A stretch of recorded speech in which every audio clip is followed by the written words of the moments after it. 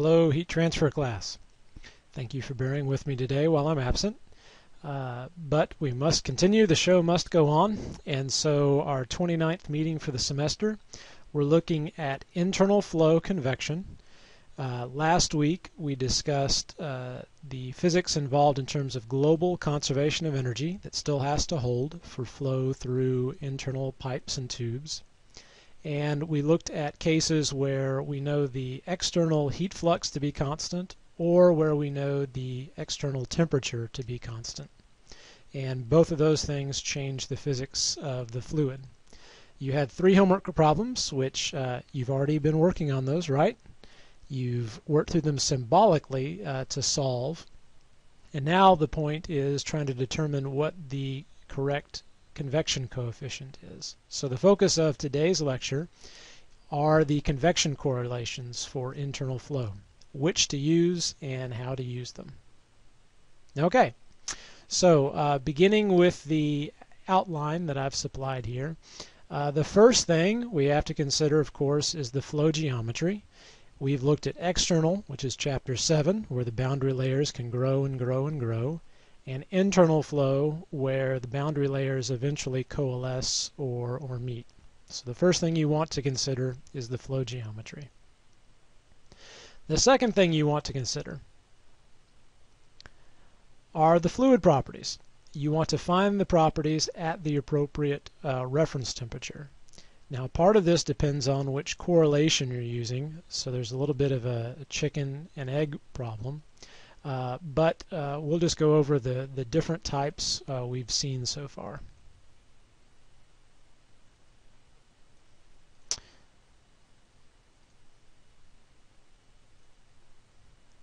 Okay, I think I have my pen working. And when we say find fluid properties, what properties are we considering? Well, remember we want to calculate the Reynolds number, so we know we're going to need viscosity and also density. Remember the Nusselt number also requires knowledge of the fluid thermal conductivity, so K. And our Nusselt number correlation we know or expect is also going to require the fluid Prandtl number. So remember those are the properties that we're looking for. In terms of reference temperatures, we've seen so far, especially for external flow, we evaluate properties at the film temperature, which is defined as the average between a surface temperature and the fluid free stream temperature. Okay. What if we're dealing between a pipe surface and a fluid? Well then, in that case, we would define the film temperature as the average between the pipe or tube surface and the mean fluid temperature. Okay. Yet another way to define a reference temperature for evaluation of properties would be the average fluid temperature. Okay, now Tm, remember, is the average fluid temperature at a location in space. So if we average over the entire tube, I'll put an over bar there to indicate this is an average of the mean fluid temperatures. And when I say that, what I'm taking is the average inlet fluid temperature plus the average fluid outlet temperature and averaging those together, divided by 2. And again, the situation and the correlation dictate which of these that I would wish to use. Okay, I found my fluid properties at the appropriate reference temperature, and then the next thing I want to do is calculate the Reynolds number. I want to determine whether the fluid is laminar, turbulent, or transitioning. And we've looked at Reynolds number 2 different ways. The first was external flow. We calculate a Reynolds number based on some appropriate reference length, x. And again, if you recall, we define the Reynolds number as density times the free stream velocity times my characteristic length divided by the viscosity. And again, I can switch between dynamic and kinematic viscosity. So I can also write this, depending upon which properties we want to look up. And again, this is a ratio of the inertial forces of the fluid versus the viscous forces of the fluid. And I know for a flat plate and external flow, the critical Reynolds number is about 500,000. The other thing we've seen, for internal flow, our Reynolds number has a characteristic length based on the diameter. Now, recall as well from your reading, if you don't have a circular pipe, you can still calculate a hydraulic diameter based on your knowledge of the perimeter of the pipe as well as the cross-sectional area. Okay, in this case, Reynolds number is still defined as density times velocity. This would be our mean velocity. My characteristic length now is the diameter divided by the viscosity. Another way, as I showed in class last week, we could write this in terms of the mass flow rate, in which case we would calculate the Reynolds number 4 times the mass flow rate divided by pi, viscosity, and diameter. Again, use whichever is more convenient, whether you know the mean velocity through the pipe or whether you know the overall flow rate in the pipe. Either way, we can calculate the Reynolds number to determine whether the fluid is laminar or turbulent. The next step is for us to consider what kind of convection coefficient is needed. And as these bullet points show, I have to think in terms of, do I want a local convection coefficient, or do I work with an average over the entire pipe length, for instance? What kind of boundary conditions do I have? Is the surface of the pipe isothermal, or do I have a constant heat flux applied to the surface? And then also, what is the condition of the flow, the boundary layers?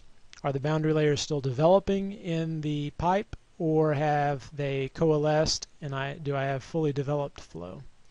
Those things need to be answered to help guide us towards choosing the right convection coefficient. Now, this sort of decision tree structure should help in understanding what situation we're in. We've calculated the Reynolds number, right? And so here's my Reynolds number based on the diameter. And we've seen that for internal flow, we will say the difference between laminar and turbulent is at roughly 2,300 for the Reynolds number. Now, if the Reynolds number is greater than 2,300, so yes, then I have turbulent flow. And you've seen from the reading that for turbulent flow, the next thing I want to do is calculate the length over the diameter. And if that is greater than about a factor of 10, so if that's yes, then I assume I have fully developed hydrodynamic flow and fully developed thermal. Hydrodynamically fully developed and thermally fully developed flow. If the length of the pipe divided by diameter is less than, much less than 10, then I still have developing boundary layers that have to be considered in the convection correlation. Now let's go back over here. What if my Reynolds number is less than 2,300? Then I assume I have laminar flow. So here's the no condition. Now the next thing for laminar flow is to look at the boundary layer development. Remember, for turbulent flow, the Prandtl number really doesn't guide the size of the boundary layers. Turbulent mixing means that the thermal and fluid boundary layers grow at pretty much the same rate. Now for laminar flow, I can't really make that assumption. And the Prandtl number of the fluid gives me an idea as to which grows faster, the thermal boundary layer or the fluid boundary layer. I have to look at both.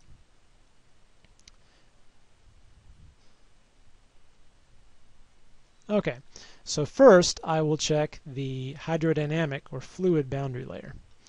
I do that by looking at the length of the pipe over diameter, and I want to see if that's greater than about 0.05 times the Reynolds number of the fluid. Okay? If that is true,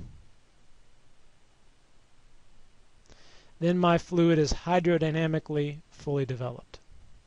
If that is false, then I have a developing hydrodynamic boundary layer. I also have to look at the thermal boundary layer for laminar flow. And for that, from your reading, I look to see if that scale is greater than 0.05 Reynolds number times Prandtl number. Remember, the Prandtl number roughly gives me the ratio of the thermal boundary layer to the hydrodynamic boundary layer. And if this is true, then I have thermally fully developed flow. If it is false, then I have thermally developing flow. And both of these have to be considered for laminar flow. But we have sort of a decision matrix now, or decision tree, to allow us to understand at least is the flow developing or fully developed.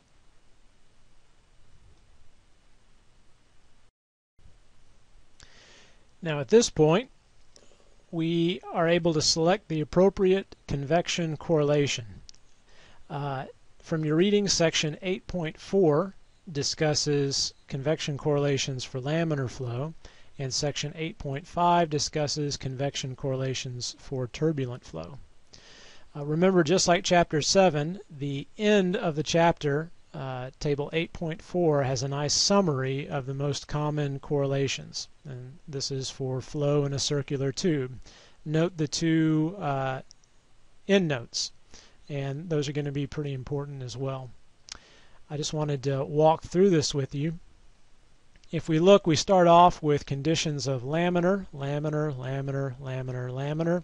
So these are going to help us find the friction factor and the Nusselt number for laminar fluid flow. Note the local value versus the average value. Also note the effective entry lengths, fully developed, a thermal entry. Also the heating condition, uniform heat flux, uniform surface temperature. So we can select based on these conditions, making sure those are true. What about turbulent flow? Okay, I have two ways to determine the friction factor for fully developed turbulent flow. One is with smooth walls. The other includes a wall roughness parameter from the Moody chart. In terms of the convection correlation, I have Nusselt number 3 primary correlations. Again, turbulent, fully developed. We see restrictions on the Prandtl number, the Reynolds number, etc., based on these three. And I see some superscripts also guiding me further. And then finally, there are two more correlations for the unique case of liquid metals. They have such a different Prandtl number. They usually follow different correlations. Now, let's make sure we read the endnotes. Endnote A gives us guidance on how to evaluate the properties based on the mean fluid temperature, based on a film temperature, or based on an average fluid temperature. Okay, the three forms we discussed earlier. We also have discussions over using something to find an average Nusselt number for turbulent flow or local, and properties where they should be evaluated. We also have guidance for tubes of non-circular cross-sections.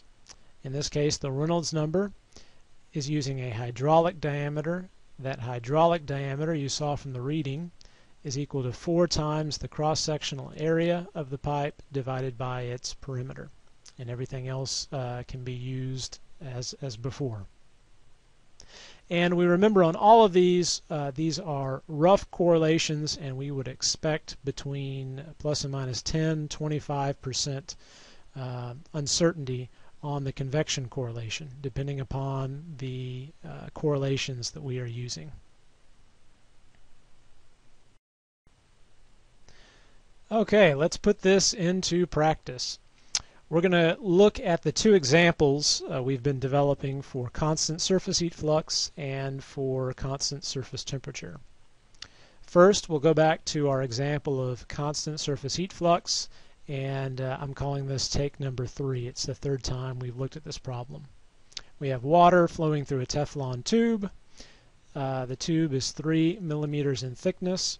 On the outside, we have a thin electrical heating tape that's wrapped around and delivers a uniform surface heat flux of 2,000 watts per meter squared. And then the rest is thickly wrapped in insulation, so that thermal energy has nowhere to go but through the thickness of the Teflon tube and then convected into the fluid. In previous lectures, we've solved for the mean temperature of the water at the outlet of the 10-meter long tube using the overall first law of thermodynamics. We've also developed a local expression to determine the maximum temperature of the tube, and we utilized a thermal circuit to aid with that. And so in our last class, we were able to derive a symbolic expression using the convection coefficient, H. So the goal now is to calculate the appropriate convection correlation using the steps we've just been introduced to. So let's start. The first step we said, there we go, was to determine the appropriate flow geometry. Okay, this is internal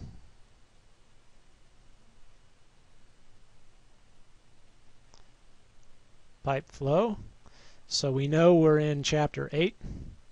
Okay, no surprise there. Step 2, we said, was to find properties at the appropriate reference temperature.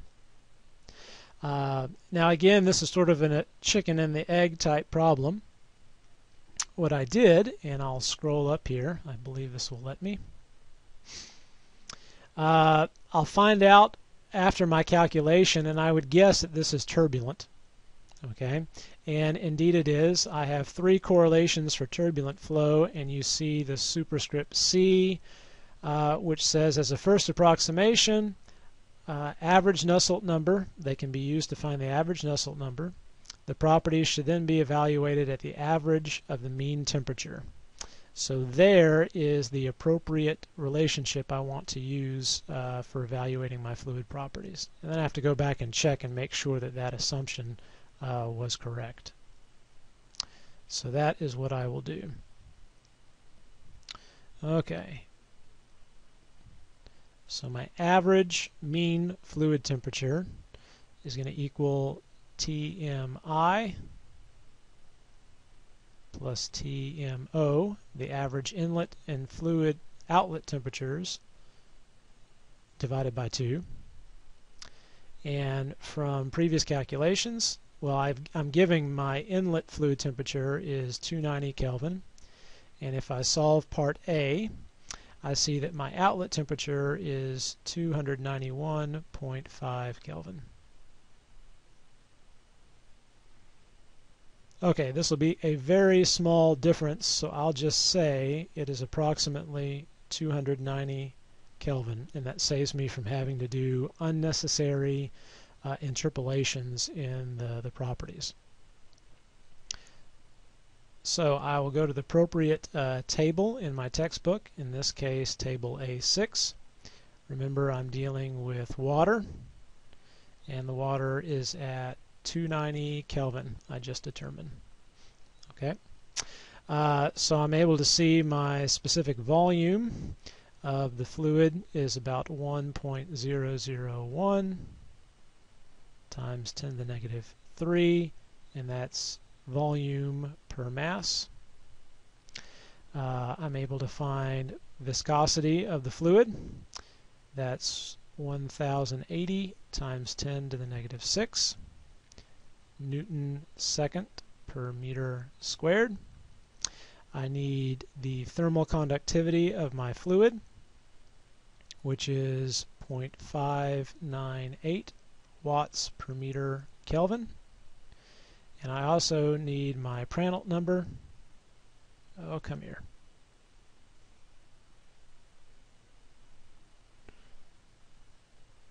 I'll have to get my Prandtl number here. Okay, I'm back. And I've got my Prandtl number as well, 7.56. Next, I want to calculate my fluid Reynolds number. So part 3, let me activate my pen again. There we go. Part 3, I need my Reynolds number. Now this problem gives me mass flow rate information. So the quickest way, most effective way to calculate the Reynolds number will be 4 times the mass flow rate divided by pi times viscosity times pipe diameter.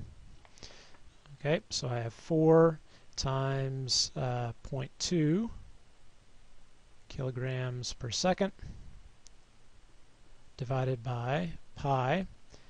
My viscosity is 1080 times 10 to the negative 6. My units are Newton second. A Newton is a kilogram meter per second squared times a second divided by a meter squared. And my diameter of the pipe, 0.01 meters. Again, it's always very helpful to use units to try to catch any potential mistakes. Let's see, I have a kilogram with a kilogram. I have a second, takes that second off, then those seconds cancel. And I have a meter, taking that meter off, and a meter, and a meter. Okay, I am indeed unitless, and I end up with about 23,578. And this is indeed turbulent, larger than 2,300.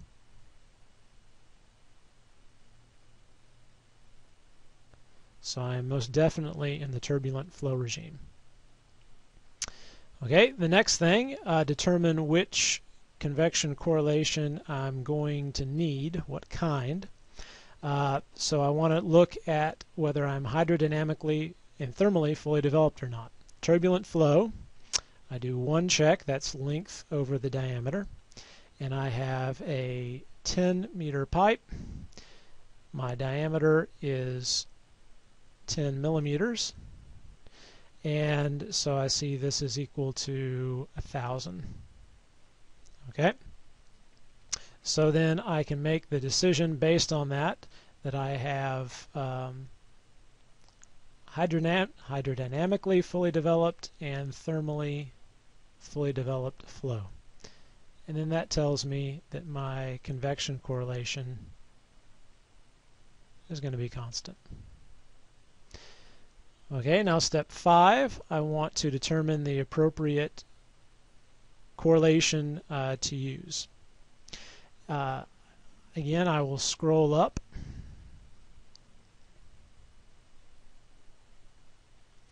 I have 3 options, 1, 2, 3, and the reading actually says that this, I believe it's called the Nilinsky correlation, has the lowest amount of uncertainty, about 10% associated with it.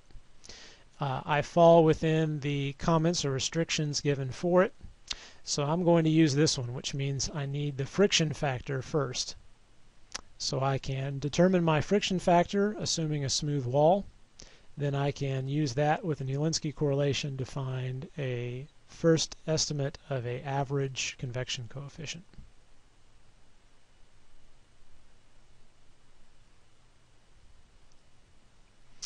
Okay, let's do that. So equation 821.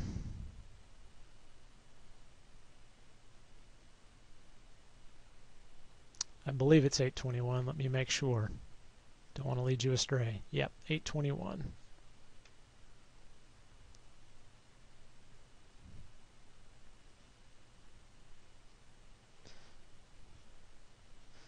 Okay, my friction factor is going to equal 0.790 times the natural log of my Reynolds number, and then that minus 1.64, and then that result raised to the negative square.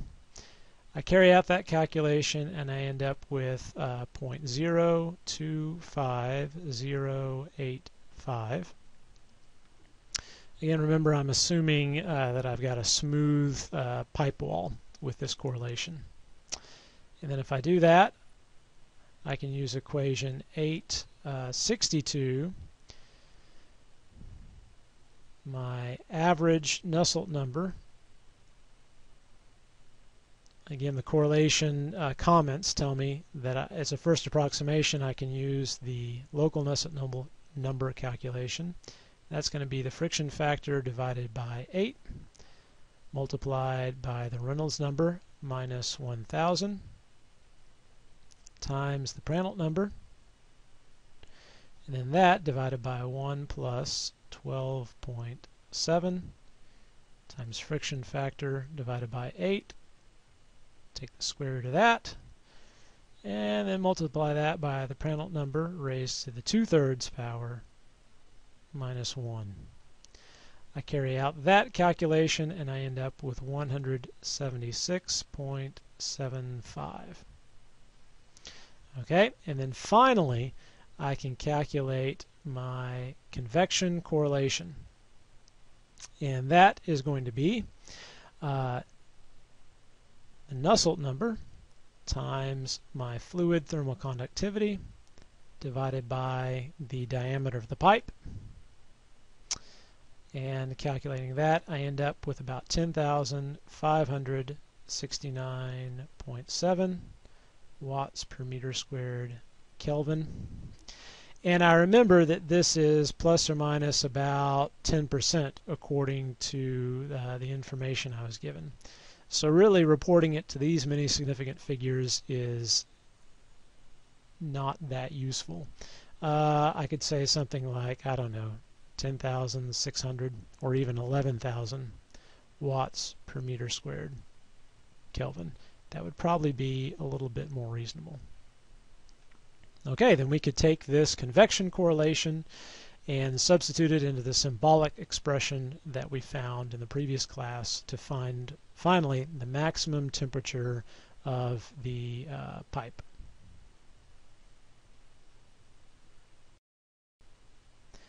Second, let's return to the constant surface temperature example from our previous class. Actually, so this is take number 2. In take number 1, we solved this symbolically to determine the uniform wall surface temperature, and that symbolic expression contained the convection correlation H. So we need to determine the appropriate value for that to be able to complete the analysis. Let's follow the same steps. So step 1, identify the appropriate flow geometry. This is definitely flow internally. So internal pipe flow. Okay, so I'm in chapter 8. The second thing I want to do now is find the fluid properties at the appropriate reference temperature. And again, I would assume that I am dealing with a turbulent fluid using the correlations. I see that if that's the case and I'm dealing with an average value, I want to evaluate at the average fluid temperature inside the pipe. Same as before. Average outlet temperature, average inlet temperature, average those, and I get something about 8,000 Kelvin, right? Because the helium enters at 600 Kelvin, exits at 1,000 Kelvin, average those two together, and I have 800 Kelvin. Okay, so from this, I want to now find the appropriate properties.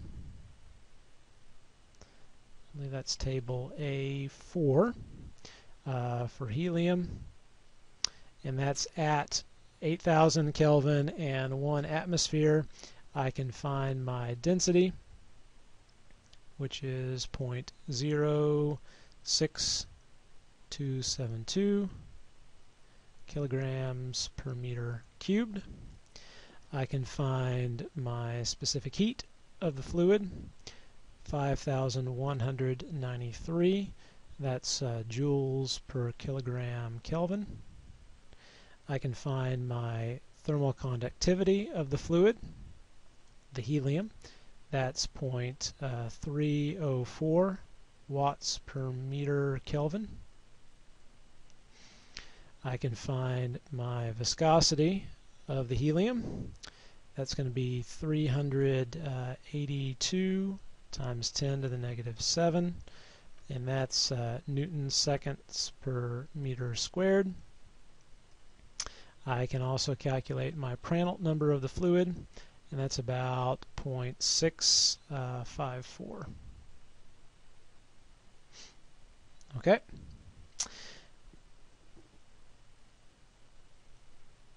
Next up, I want to calculate the Reynolds number to determine what flow regime I'm in.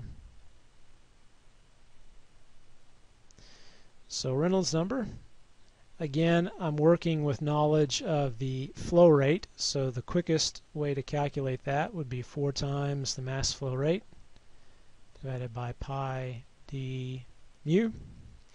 Let's see here, so I have 4. My flow rate is 0.008 kilograms per meter, kilograms per second. Let me use my handy-dandy eraser. There we go. In the denominator, I have pi times my diameter, 0.02 meters, and then times my viscosity, 382 times 10 to the negative 7th. And again, a Newton is a kilogram meter per second squared, and I have a Newton second per meter squared. Okay, so just to make sure, kilograms cancel, seconds cancel, and let's see here. That's going to be meter, meter, meter, meter. So I am unitless. Ending up with 1.333 times 10 to the 4th. That is definitely greater than 2300. So I am definitely turbulent. Okay.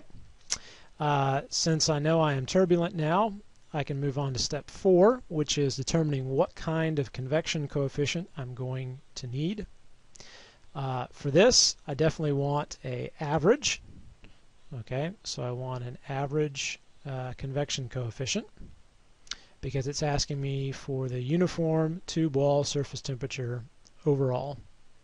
I have an isothermal surface.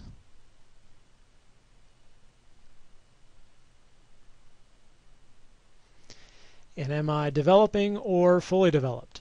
Well, I go back to my decision tree. I am turbulent, so the next thing I want to do is check my combined hydrodynamic and thermal entry length by looking at the length divided by diameter.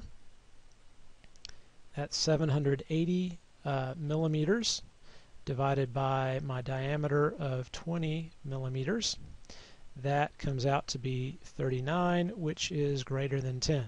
So therefore, I am hydrodynamically fully developed and thermally fully developed as well.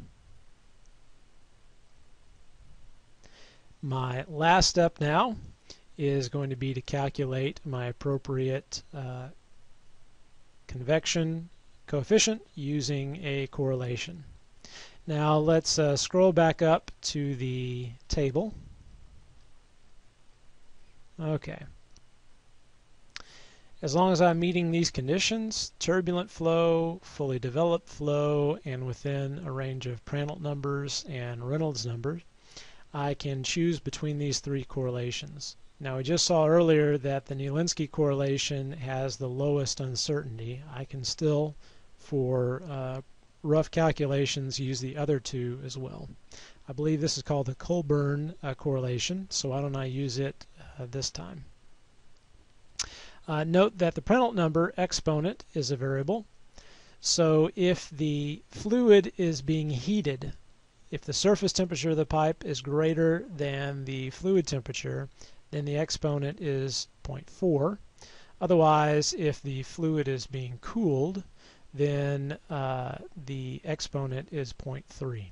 So for my situation, I want to use an exponent of 0.4. And noticing the note C, I can scroll down.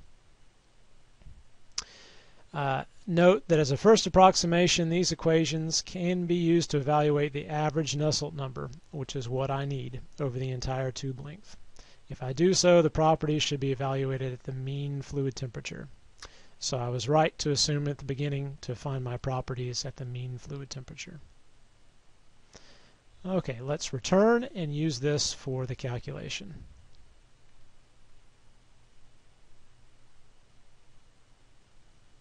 Okay, so my correlation, I'm going to say that my average Nusselt number is approximately equal to my Nusselt number correlation, which is 0.023 times my Reynolds number raised to the 0.8 power times my Prandtl number raised to the 0.4 power.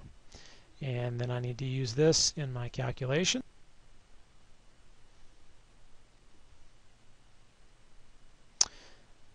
Let's see, 0.023 times 1.333 times 10 to the 4th raised to 0.8 power, and then times 0.654 raised to the 0.4 power. I do that and I end up with my average Nusselt number approximately equal to 38.71. Okay, and then with that, I know I can calculate my average convection coefficient as my average Nusselt number times the thermal conductivity of the fluid divided by the density of, the diameter of the pipe. Getting ahead of myself. So 38.71 times my thermal conductivity of the fluid, 0.304 watts per meter Kelvin, divided by the diameter of my pipe, 0.02 meters. And that comes out to be, let's see here, 588.39, and my units check out watts per meter squared Kelvin. And again, I remember that this is very roughly plus or minus about 25%. So quoting it to these many significant figures doesn't really hold up. And instead, I should say something like, I don't know, 590 watts per meter squared Kelvin. I could then use this calculation in my symbolic expression to find the surface temperature. And if you do that on your own, so that you can check, the surface temperature in this problem should come out to be about 1,380 Kelvin. Okay, so we've gone through the steps for finding an appropriate convection correlation, and we've applied that to an example problem with a constant surface heat flux, and we've applied that to a problem with a constant surface temperature.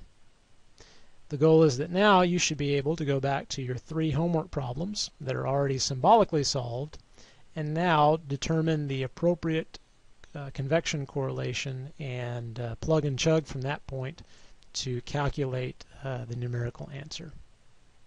Okay, thank you for working through these with me, and I will see you in class on Wednesday.